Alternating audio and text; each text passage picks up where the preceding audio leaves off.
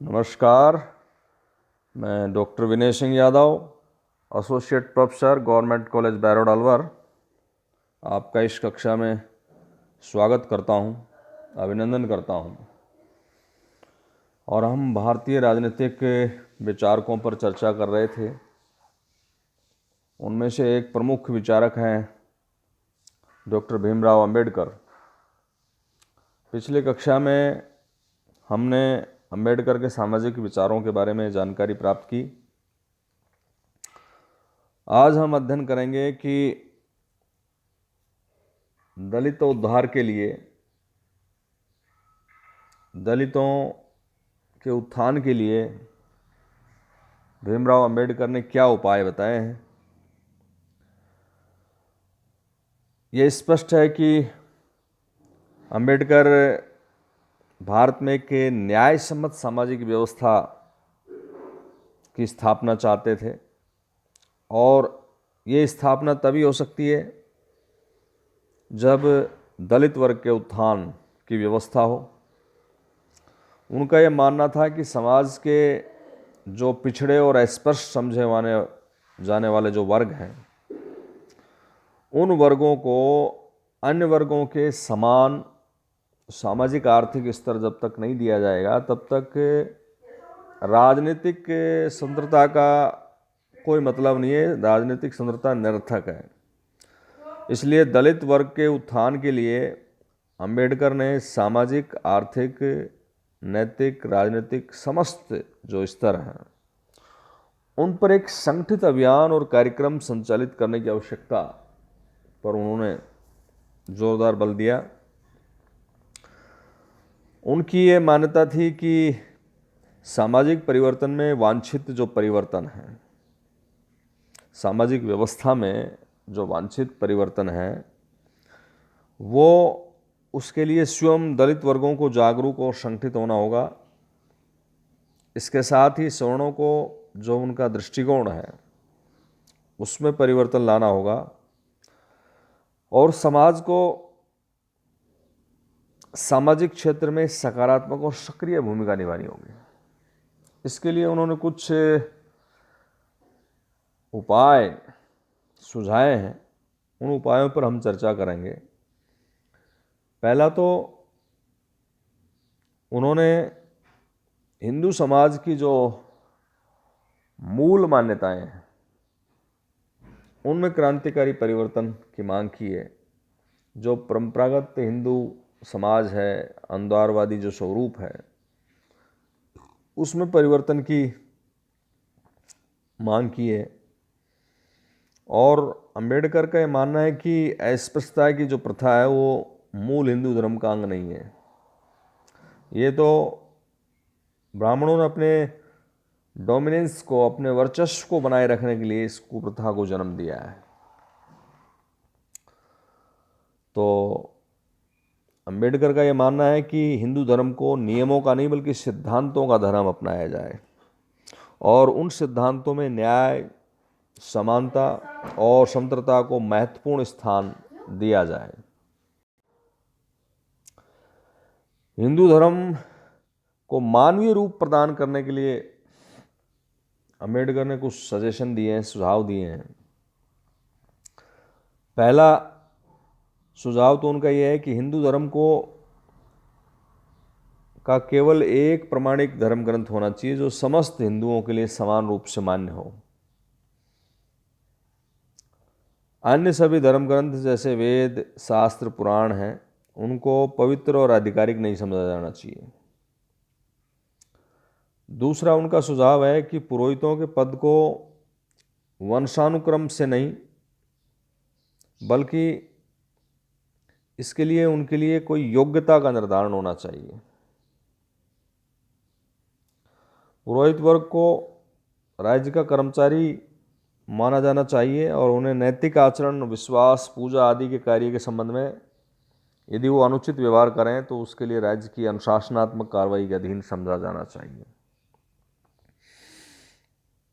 एक और बताया उन्होंने कि राज्य को आवश्यकता के अनुसार पुरोहितों के पदों पर सृजन करना चाहिए। धार्मिक व्यवस्था का लोकतंत्रीकरण के लिए पुरोहित के पद पर नियुक्त जो भी लोग हों वो सभी वर्गों से आने चाहिए, सभी वर्गों के लिए वो पुरोहित पद खोल देना चाहिए। इससे ब्राह्मणवाद और जातिवाद का अंत करने में सहायता मिलेगी। दूसरा सजेशन उपाय जो दिया है उन्होंने वो है जाति प्रथा के स्वरूप में परिवर्तन का दिया है। वर्ण व्यवस्था और जाति व्यवस्था के अंत की बात वो करते हैं। पिछली कक्षा में हमने इनके संदर्भ में विचार जाने थे।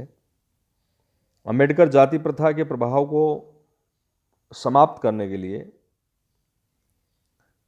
विभिन्न जातियों के लोगों के मध्य सहभोजन को अपर्याप्त मानते थे। उनका ये मत था कि जाति प्रथा का उन्मूलन, जाति प्रथा के साथ जो जुड़े हुए ऊंच नीच के विचार हैं, अस्पृश्यता जैसी कुरीतियों के निवारण के लिए जो हमारा फैमिली सिस्टम है, पारिवारिक प्रणाली है, उसमें सुधार की आवश्यकता है। उनका मत है कि जब तक परिवार के संगठन में जाति के आधार के रूप में स्वीकार नहीं किया जाएगा तब तक लोगों के मन में जाति प्रथा की बुराई पूरी तरह से निकल नहीं पाएगी। और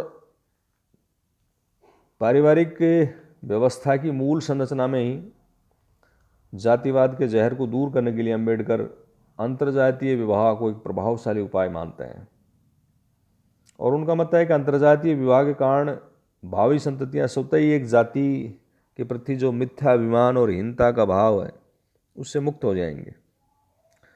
तो उनका ये दृढ़ रूप से मानना था कि विभिन्न जातियों के मध्य रक्त का समामेलन जाति प्रथा के उन्मूलन का सर्वाधिक विश्वसनीय मार्ग है।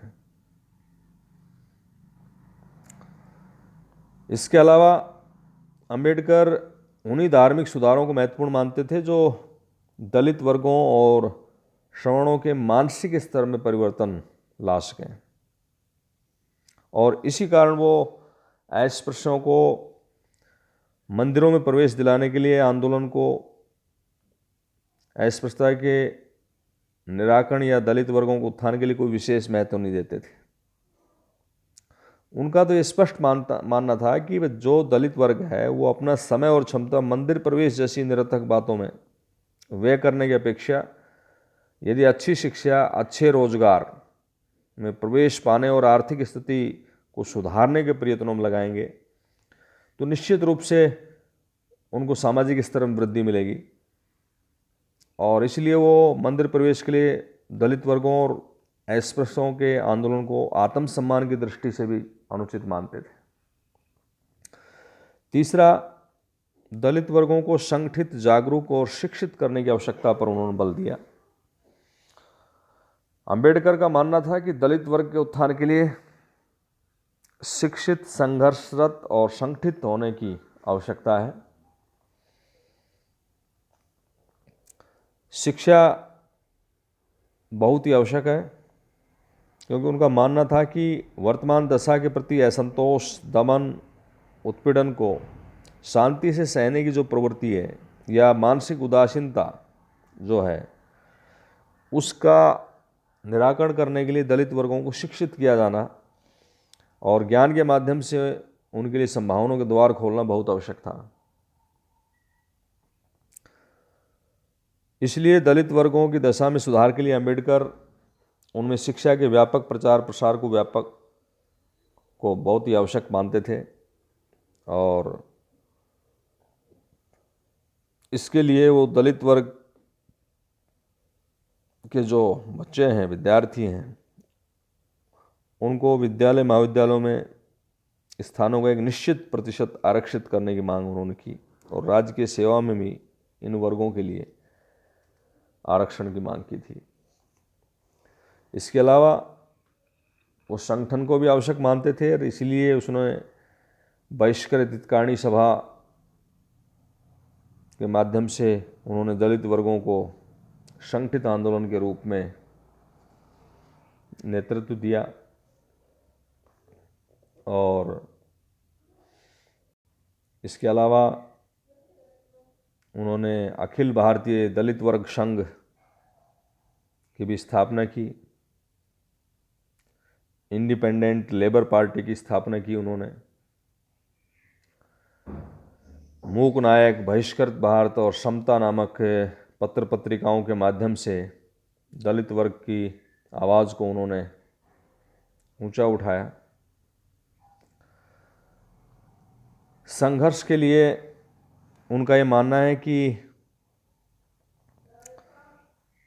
दलित वर्ग अपने विरुद्ध जो अन्याय हो रहा है उसका मूक और असहाय होकर नहीं बैठना चाहिए उसको, बल्कि समाज में अपना जो न्याय सम्मत स्थान है उसको प्राप्त करने के लिए सक्रिय संघर्ष करें। और इसके लिए अंबेडकर सत्याग्रह और आंदोलन के अन्य जो अहिंसक और शांतिपूर्ण माध्यम हैं उनसे स्वर्ण हिंदुओं को अस्पृश्यता और जाति प्रथा जैसी बुराइयों के विरुद्ध जागरूक करना चाहते थे। दूसरा, इसके लिए अंबेडकर सरकार के विरुद्ध दलित वर्गों को आंदोलित करने की आवश्यकता अनुभव करते थे और उनका मानना था कि दलित वर्गों के साथ जो निर्योग्यताएं जुड़ गई हैं उनको कानून के द्वारा उसका निराकरण होना चाहिए। तृतीय स्तर पर अंबेडकर स्वयं दलित वर्गों में परस्पर विद्यमान भेदभाव और उदासीनता का उन्मूलन करना चाहते थे। उन्होंने दलितों और अस्पृश्यों को सुझाव दिया है कि वे व्यक्तिगत लाभ हानि की परवाह छोड़ करके और गरिमाहीन जो व्यवसाय हैं उनसे अपने आप को पृथक कर लें। एक और उपाय के रूप में उन्होंने कहा है कि दलित वर्गों के लिए विधानमंडल में पृथक और पर्याप्त प्रतिनिधित्व होना चाहिए।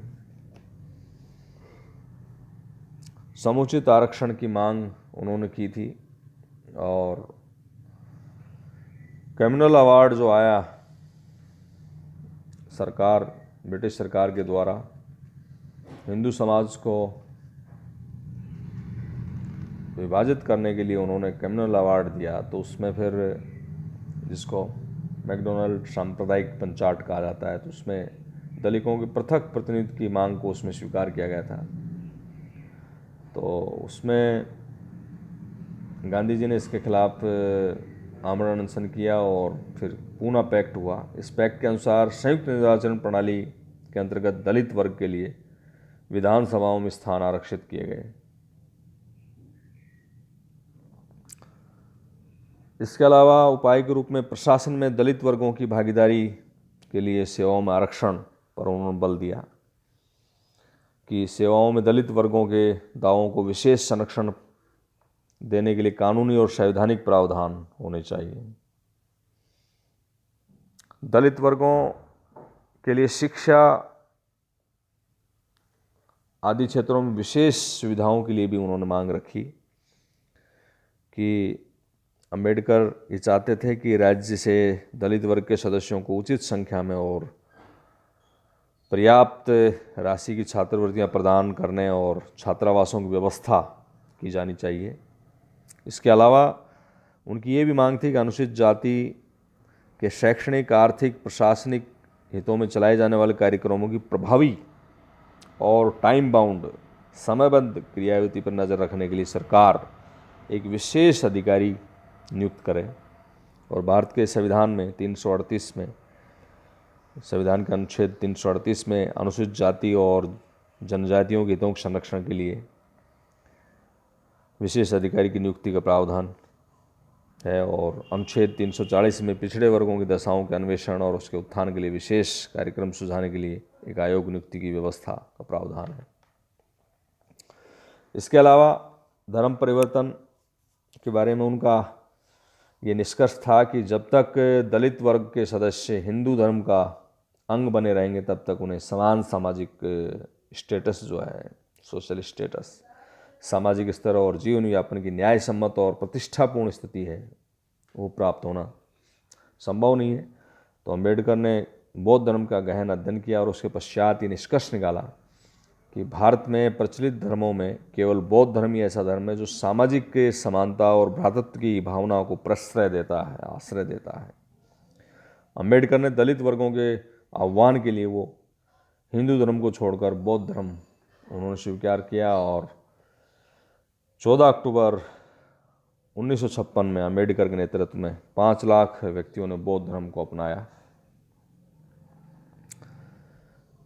एक और उपाय उन्होंने बताया भारत के औद्योगिकरण के संदर्भ में। तो उन्होंने कहा है कि औद्योगिकरण देश की आर्थिक समस्याओं के समाधान और दलितों के उद्धार दोनों के लिए प्रभावशाली उपाय है, क्योंकि उनका मानना था कि औद्योगिकरण से भूमि पर अनावश्यक दबाव कम होगा और लोगों को रोजगार से बढ़े हुए अवसर मिलेंगे रोजगार के, और दलित वर्ग को व्यवसाय परिवर्तन करने में भी सुविधा होगी। लेकिन यहाँ ध्यान रहे कि अंबेडकर ने औद्योगिकरण का समर्थन जो किया है वो भारत में पूंजीवाद के अनियंत्रित विकास के पक्ष में नहीं थे। उनका ये मानना था कि राज्य समाजवाद के माध्यम से ही देश में औद्योगिकरण की गति को तीव्र किया जाए, और उनका ये सुझाव भी था कि कुछ उद्योग जैसे हैं बीमा, रेलवे, इनका राष्ट्रीयकरण किया जाना चाहिए। सरकार को कृषि को भी राज्य के उद्योग घोषित किया जाना चाहिए। तो ये अंबेडकर ने दलितों के उत्थान के लिए कुछ उपाय बताए हैं, और परीक्षा के लिहाज से ये महत्वपूर्ण टॉपिक है। आलोचक उनकी आलोचना इस संदर्भ में करते हैं कि अंबेडकर का जो संपूर्ण चिंतन है वो मानव संबंधों में मौजूद असमानता को समाप्त करना था, और जिसका गणित जो रूप था वो अस्पृश्यता के रूप में था। लेकिन अंबेडकर का जो सामाजिक चिंतन है वो मुख्य रूप से धार्मिक विचारों के इर्द गिर्द ही घूमता है, और यही उनका इसमें दोष है। दूसरा, अंबेडकर ने जाति प्रथा और अस्पृश्यता के मौजूदा असमानता की समाप्ति के लिए अंतरजातीय जो विवाह है उसको एक अचूक साधन के रूप में माना है। लेकिन समाजवादी आलोचकों का मत है कि भले ही अंतरजातीय विवाह एक प्रगतिशील उपाय है, किंतु आर्थिक समानता के अभाव में इसके द्वारा भी मानव संबंधों में वास्तविक समानता की स्थापना नहीं हो सकती। अंबेडकर ने दलित वर्ग के उत्थान के लिए धर्मांतरण के साधन का समर्थन किया है, किंतु उनके उदारवादी आलोचकों का मत है कि अपने परिणाम की दृष्टि से धर्मांतरण का उपाय असफल ही रहा।